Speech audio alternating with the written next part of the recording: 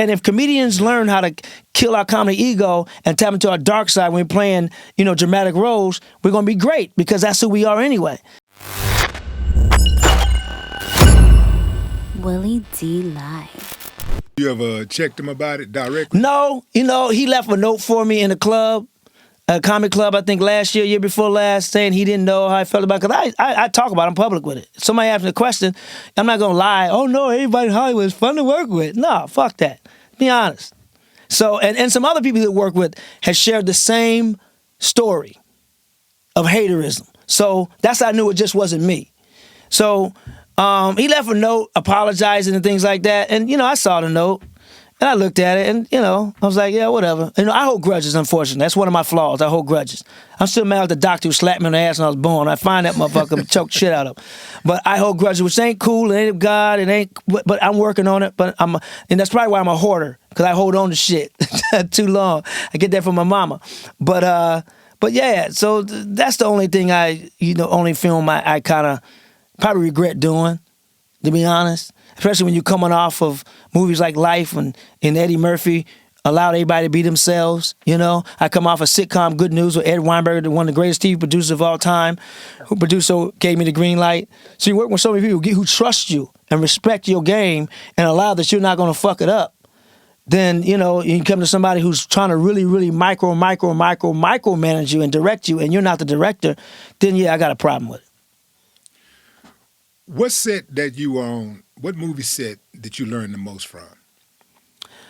Wow, that's interesting because I take something from everything. American History X was one. Ed Norton, learned a lot from Ed Norton. Phenomenal actor. I learned how to ask what camera lenses they're on so I can know how to move. If it's a tight shot, if it's a 3/4 shot, if it's a wide, so you know how to move.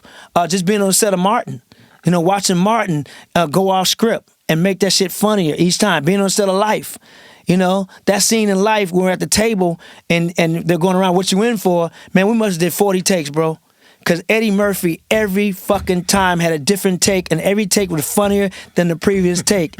And to see what he did with those words in that page was amazing. I did a short thing, a sizzle reel for a movie with Kevin Hart about some Christmas tree movie we were doing. It was a presentation for them to sell the script.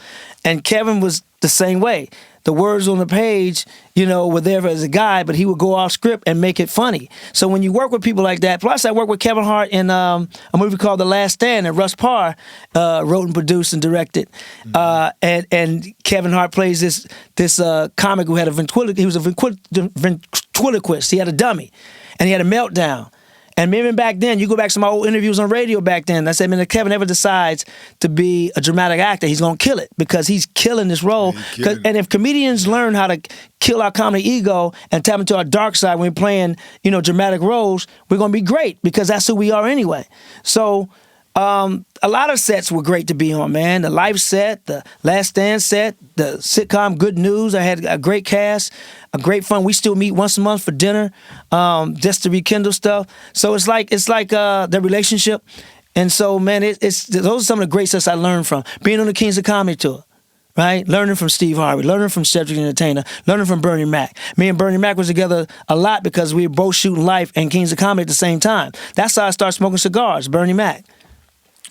So what did Bernie tell you about Steve Harvey? His hate for Steve Harvey. Really the hate that Steve Harvey was doing to him and all this stuff. Well, we didn't really speak on it, but you can tell there was some tension there. There wasn't a love fest. There was tension on both sides, and I felt Cedric and I was in the middle of it. You know what I'm saying? Because we cool with both.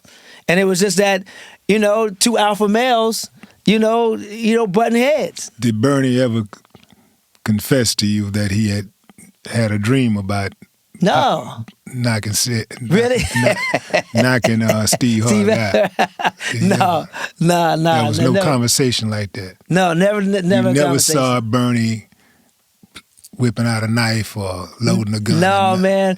At Kings of Comedy tour, man, Bernie would be in his damn dressing room, light up a cigar, get a can of MGD, I think Miller Genuine Draft, the beer he used to drink, and we just sit and watch. But Bernie, man, I'm telling you, that Kings of Comedy tour, bro, yet to this day, and I've seen the greats, I've seen the greats do stand-up, but I've never seen anybody tear a room down like Bernie Mac. When he left that stage, Kings of Comedy, he made sure he didn't leave shit left for anybody.